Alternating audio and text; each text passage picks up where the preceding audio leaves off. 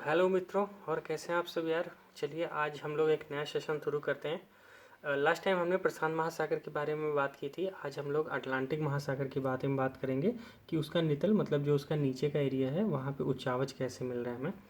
तो देखिए, इसको जानने से पहले एक मैपिंग कर लेते हैं कि ये अटलांटिक महासागर हमें कहाँ मिलता है। देखिए, पूर्वी तरफ अगर देखें तो ये हमारा यूरोप है, उसके नीचे ये अफ्रीका है ना। अगर आप जान रहे होंगे इतना, तो ये अफ्रीका है, ये हमारा पूर्वी तट हो गया। और ये पश्चिमी में आपको उत्तरी अमेरिका और दक्षिण अमेरिका मिलेगा, जो ब्राज़ील वगैरह अर्जेंटीना वगैरह है। और यहाँ पे अमेरिका और कनाडा है ना। तो इसके बीच में मिलता है दोस्तों, और ये थोड़ा यस आकृति का मिलेगा, है ना। तो ये हमारा अटलांटिक महासागर है। और देखिए, सबसे खास बात क्या है कि जब एग्ज़ाम में क्वेश्चन आएगा तो आपको बस इतना छोटा सा एक ग्राफ बनाना है, और यहाँ पे इससे अच्छा आप बना सकते हो यार। 2-3 बार प्रैक्टिस करना, मेरा भी इससे अच्छा बनेगा है ना। तो आप भी बनाइएगा, और थोड़ा सा बेहतर, है ना, छोटा सा, ज़्यादा बड़ा नहीं, बस ये समझ में है कि हाँ अटलांटिक महासागर ये है ना। अब देखिए, हमने डिस्कस किया कि ये कहाँ से कहाँ तक था, तो उस हिसाब से पश्चिम में जो उत्तरी तथा दक्षिण अमेरिका है, और पूर्व में यूरोप है और अफ्रीका है ना। ये बातें मुझे लगता है एकदम क्लियर हो गई होंगी। चलिए आइए आगे देखते हैं। लगभग जो इसकी स्थिति है दोस्तों, वो मध्य में है। जैसा कि हमने देखा, पूर्वी और तटीय, जो पूर्वी तट है और पश्चिमी तट है इसके मध्य में है, और यह आकृति बनती है। और एक बात और सबसे महत्वपूर्ण कि जो अटलांटिक महासागर है वो 820 लाख वर्ग किलोमीटर क्षेत्र में विस्तृत है। और सबसे आगे कि जो समस्त विश्व का क्षेत्रफल है वो 1/6 का है। मतलब ये पूरे पृथ्वी का 1/6 भाग में तो अटलांटिक महासागर ही है। तो जब हमने प्रशांत महासागर दोस्तों पढ़ा था, तो वहाँ मुझे बता दीजिए कि 1/3 था किसका, प्रशांत महासागर का था ना। तो ये कितना है, 1/6। तो देखा जाए तो कहीं ना कहीं इससे दुगना बड़ा है प्रशांत महासागर, है ना। तो इस बात को ध्यान रखिएगा। दूसरे नंबर का सबसे बड़ा महासागर है अटलांटिक महासागर, लेकिन पृथ्वी के जो क्षेत्रफल है उसका 1/6 हिस्सा ये कवर करता है, और अंग्रेजी भाषा के यश वर्ण की आकृति में दिखता है। तो ये आपका हो जाएगा, जब भी अटलांटिक महासागर पे क्वेश्चन आएगा तो ये आपका इंट्रो हो जाएगा। और छोटा करना चाहें तो और छोटा कर लीजिएगा, ठीक है।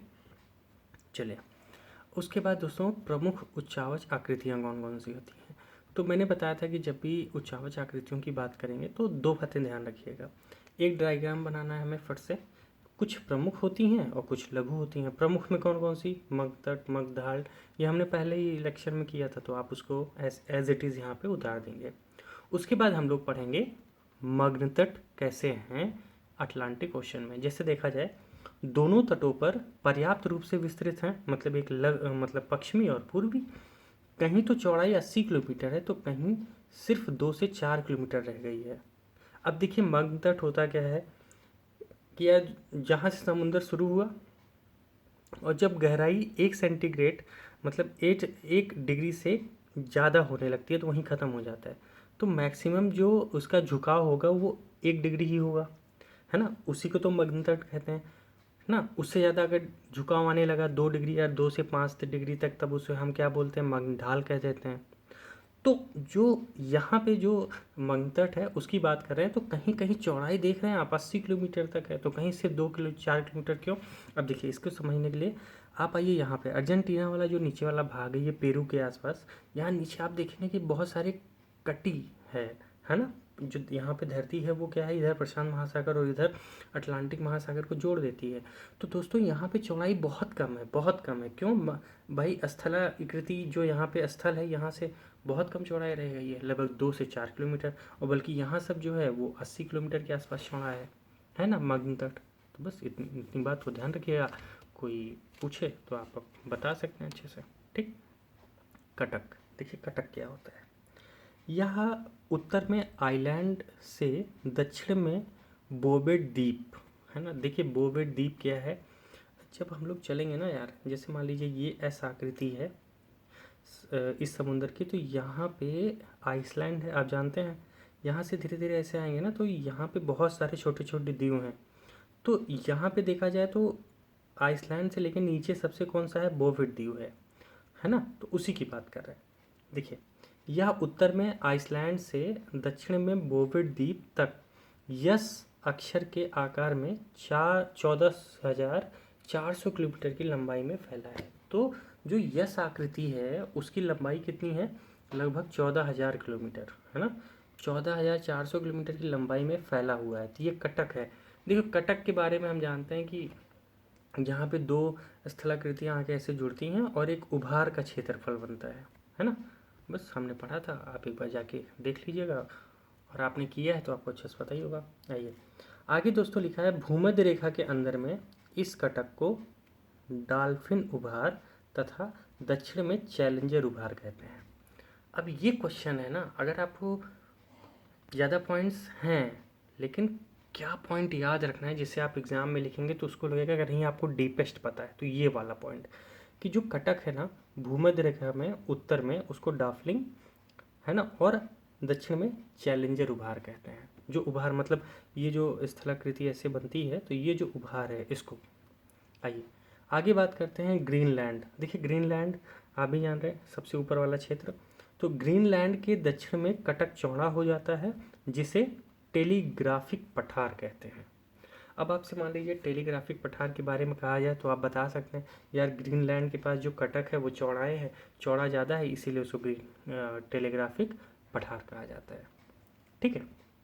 आइए अगला देखिए, लिखा है दोस्तों मध्यवर्ती कटक या यद्यपि अधिकांश भाग जलमंजित है, क्योंकि अब हम भी जानते हैं कि पूरी तरह से सबसे बड़ी पर्वत श्रृंखला जो मिलती है वो अटलांटिक महासागर में यस रूप में मिलती है, और यहाँ पे बहुत बड़ी पर्वत श्रृंखला है, लेकिन ये पूरा तरह से जलमंजित है, मतलब डूबे हुए हैं, पानी के अंदर डूबे हुए हैं।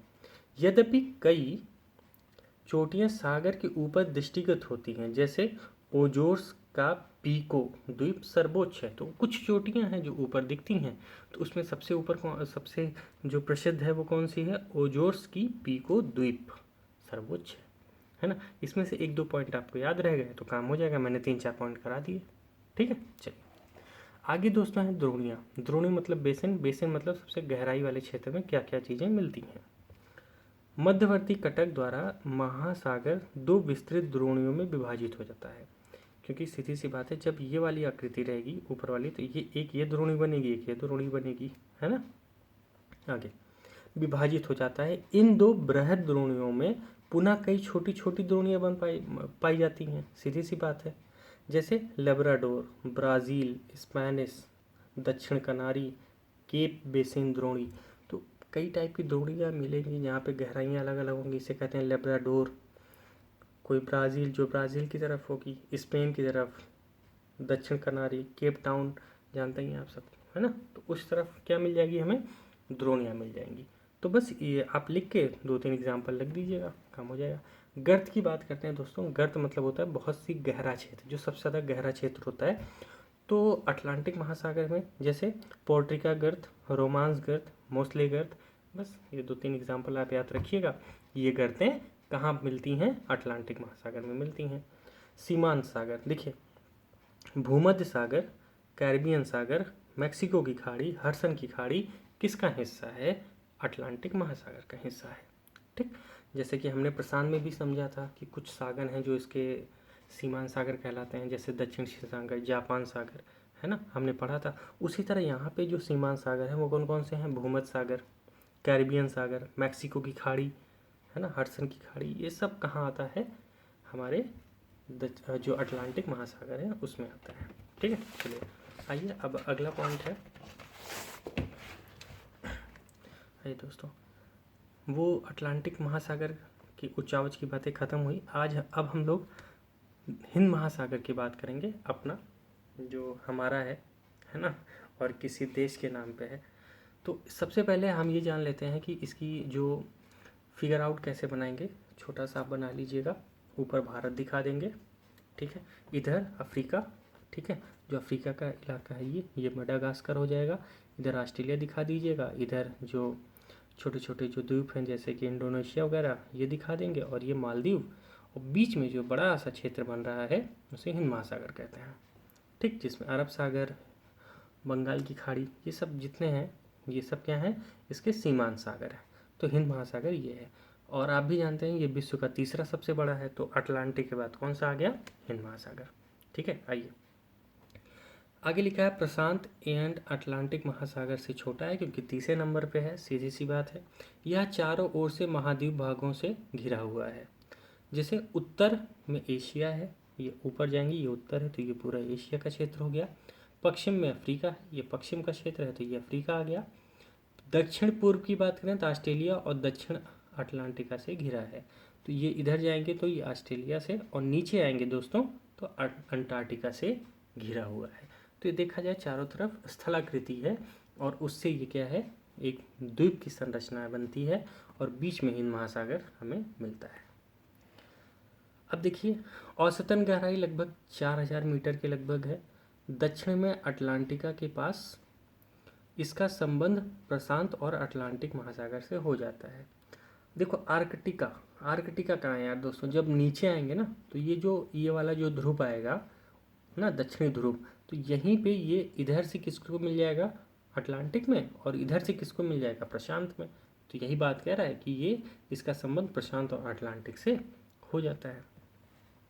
हिंद महासागर के तट का अधिकांश भाग गोंडवाना लैंड के ब्लॉक पर्वतों से निर्मित होने के कारण ठोस तथा सघन हो गया है। देखो इसका क्या मतलब हुआ, देखिए हिंद महासागर के जो तट हैं, जैसे ये जो तट है, ये वाले जो तट हैं, जितने भी तट आप देख रहे हैं, इसका अधिकांश भाग किसने है, गोंडवाना। आप जानते होंगे जब हम लोग प्लेट टेक्टोनिक्स पढ़ेंगे ना, तो वहाँ पे हम ये बात करेंगे कि ये गोंडवाना लैंड होती क्या है ना। तो बस अभी के लिए आप ये जान लीजिए कि अधिकांश भाग गोंडवाना लैंड से ब्लॉक पर्वत, ब्लॉक पर्वत मतलब हो गए, जैसे आप जानते हैं कि यहाँ पे जो पर्वत हैं, है ना, भारत में ये पर्वत कौन से मिलते हैं, हम भी जानते हैं, सॉरी दिख नहीं रहा होगा आपको यार, ये देखिए यहाँ पे है ना, तो ये कौन से पश्चिमी घाट के पर्वत हैं।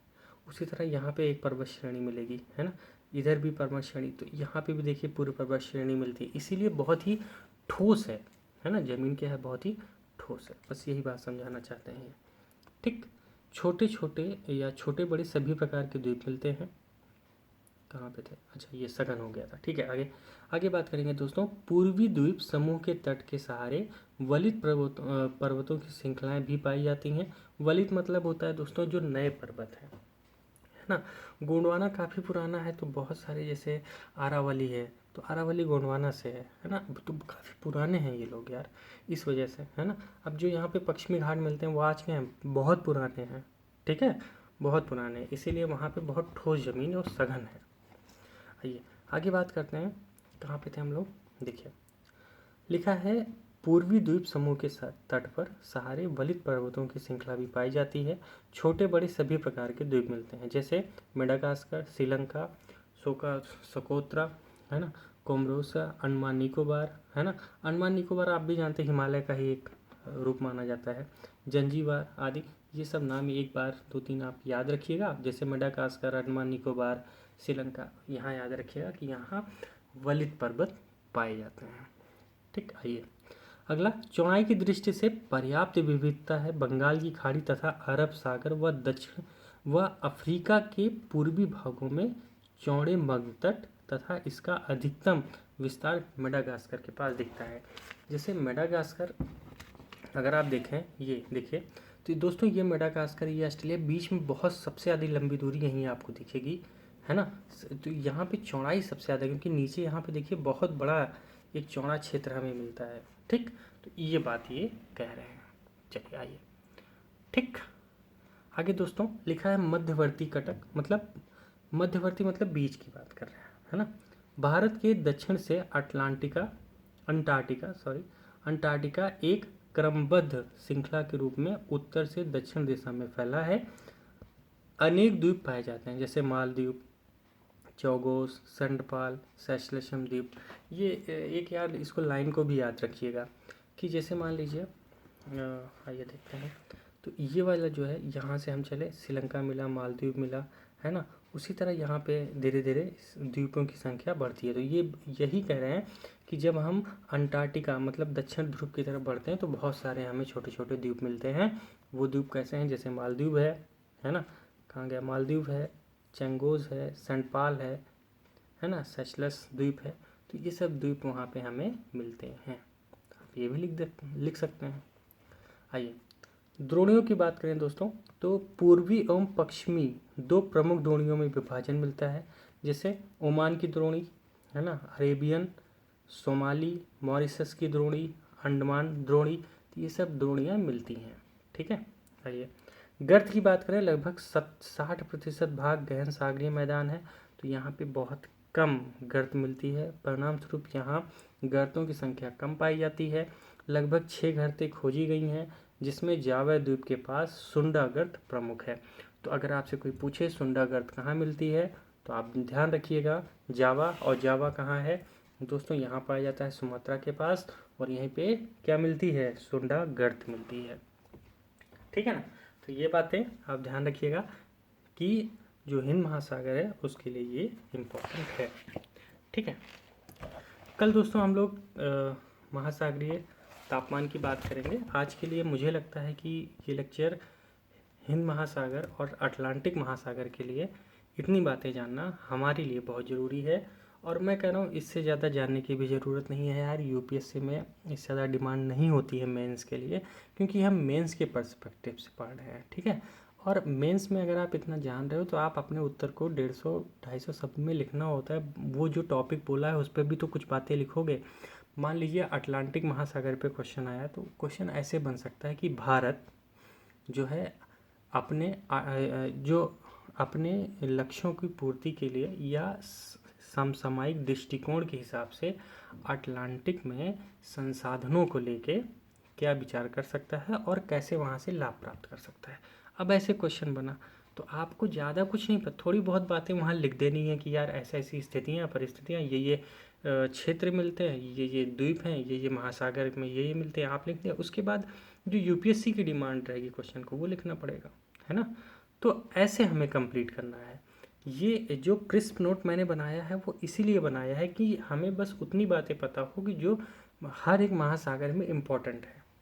हर चीज़ के पीछे एकदम दौड़ना नहीं है यार, ये भी कर लो वो भी कर लो और बहुत डिटेल में नहीं, है ना। इतना कर लो, गारंटीड मैं कह रहा हूँ। एक भी क्वेश्चन अगर प्रीवियस ईयर का नहीं हुआ तो आप मुझसे कहिएगा, ठीक है ना।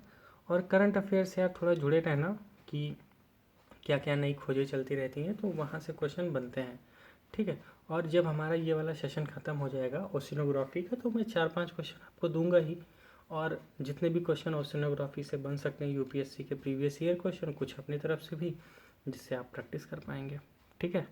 तो चलिए, आप सभी का बहुत बहुत धन्यवाद। आज का लेक्चर यहीं ख़त्म करते हैं। प्लीज़ इसके पहले 2 लेक्चर हैं वो भी देख लीजिएगा, और चैनल सब्सक्राइब ज़रूर कर लेना, ऐसे ही छोड़ के मत जाना यार, लाइक कर दो, है ना। और मेहनत करिए, 2023 अपना है, कहीं नहीं जाना। चलिए, थैंक यू।